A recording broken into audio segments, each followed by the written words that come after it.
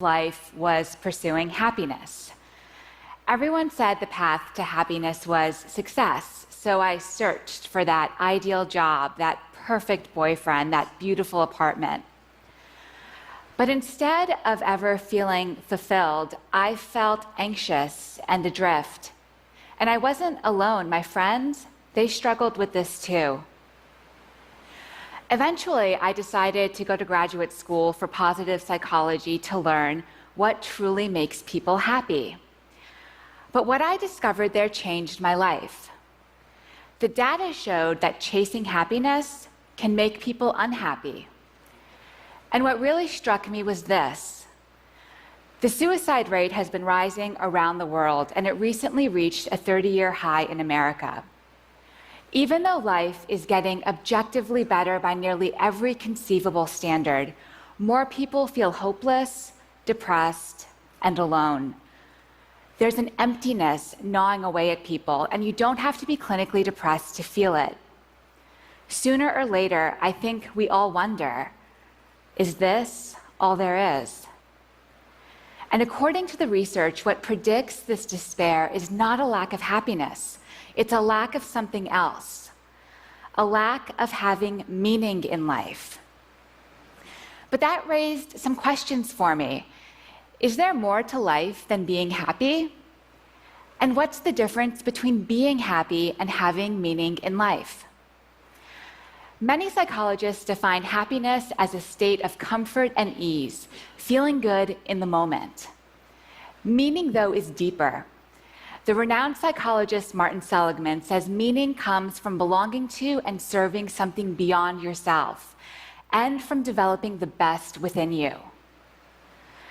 Our culture is obsessed with happiness, but I came to see that seeking meaning is the more fulfilling path.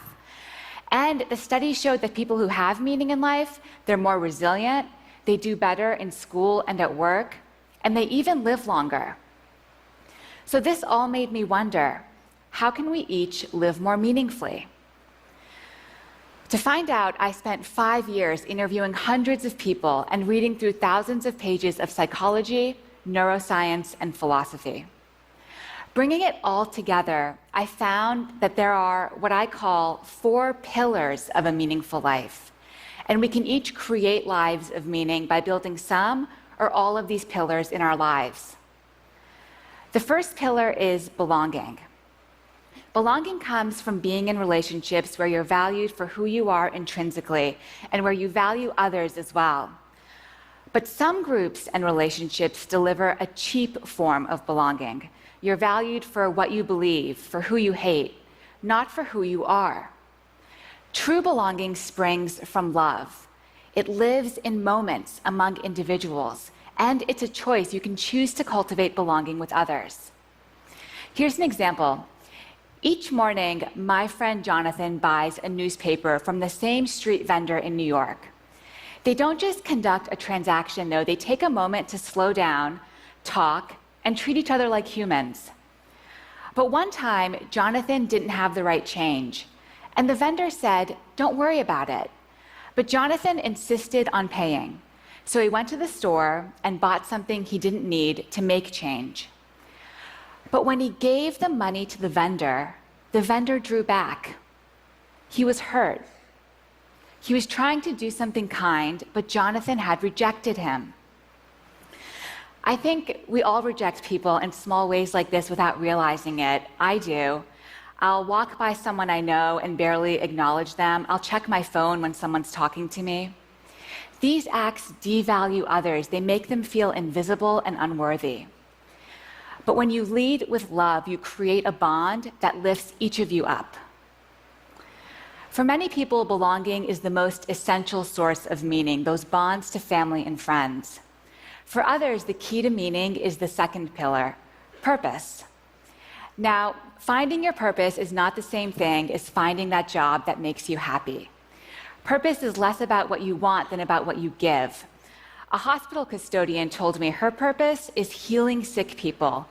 Many parents tell me, my purpose is raising my children. The key to purpose is using your strengths to serve others. Of course, for many of us, that happens through work. That's how we contribute and feel needed. But that also means that issues like disengagement at work, unemployment, low labor force participation, these aren't just economic problems, they're existential ones too. Without something worthwhile to do, people flounder. Of course, you don't have to find purpose at work, but purpose gives you something to live for, some why that drives you forward. The third pillar of meaning is also about stepping beyond yourself, but in a completely different way. Transcendence. Transcendent states are those rare moments when you're lifted above the hustle and bustle of daily life, your sense of self fades away, and you feel connected to a higher reality. For one person I talked to, transcendence came from seeing art. For another person, it was at church. For me, I'm a writer, and it happens through writing. Sometimes I get so in the zone that I lose all sense of time and place. And these transcendent experiences can change you. One study had students look up at 200 feet tall eucalyptus trees for 1 minute. But afterwards, they felt less self-centered, and they even behaved more generously when given the chance to help someone. Belonging, purpose, transcendence. Now, the fourth pillar of meaning, I found, tends to surprise people. The fourth pillar is storytelling, the story you tell yourself about yourself. Creating a narrative from the events of your life brings clarity. It helps you understand how you became you. But we don't always realize that we're the authors of our stories and can change the way we're telling them. Your life isn't just a list of events. You can edit, interpret, and retell your story, even as you're constrained by the facts. I met a young man named Emeka who'd been paralyzed playing football. After his injury, Emeka told himself, "My life was great playing football, but now, look at me." People who tell stories like this, "My life was good, now it's bad," they tend to be more anxious and depressed. And that was Emeka for a while. But with time, he started to weave a different story. His new story was, "Before my injury, my life was purposeless. I partied a lot and was a pretty selfish guy. But my injury made me realize I could be a better man." That edit to his story changed Emeka's life. After telling the new story to himself, Emeka started mentoring kids, and he discovered what his purpose was: serving others. The psychologist Dan McAdams calls this a redemptive story, where the bad is redeemed by the good. People leading meaningful lives, he's found, they tend to tell stories about their lives defined by redemption, growth, and love. But what makes people change their stories? Some people get help from a therapist, but you can do it on your own too, just by reflecting on your life thoughtfully. How your defining experiences shaped you, what you lost, what you gained. That's what Emeka did. You won't change your story overnight. It could take years and be painful. After all, we've all suffered and we all struggle. But embracing those painful memories can lead to new insights and wisdom, to finding that good that sustains you. Belonging, purpose, transcendence, storytelling. Those are the four pillars of meaning. When I was younger, I was lucky enough to be surrounded by all of the pillars. My parents ran a Sufi meeting house from our home in Montreal. Sufism is a spiritual practice associated with the whirling dervishes and the poet Rumi. Twice a week, Sufis would come to our home to meditate, drink Persian tea, and share stories. Their practice also involved serving all of creation through small acts of love, which meant being kind even when people wronged you. But it gave them a purpose: to rein in the ego. Eventually, I left home for college, and without the daily grounding of Sufism in my life, I felt unmoored, and I started searching for those things that make life worth living. That's what set me on this journey. Looking back, I now realize that the Sufi house had a real culture of meaning. The pillars were part of the architecture, and the presence of the pillars helped us all live more deeply. Of course, the same principle applies in other strong communities as well, good ones and bad ones. gangs, cults. These are cultures of meaning that use the pillars and give people something to live and die for. But that's exactly why we as a society must offer better alternatives. We need to build these pillars within our families and our institutions to help people become their best selves. But living a meaningful life takes work. It's an ongoing process.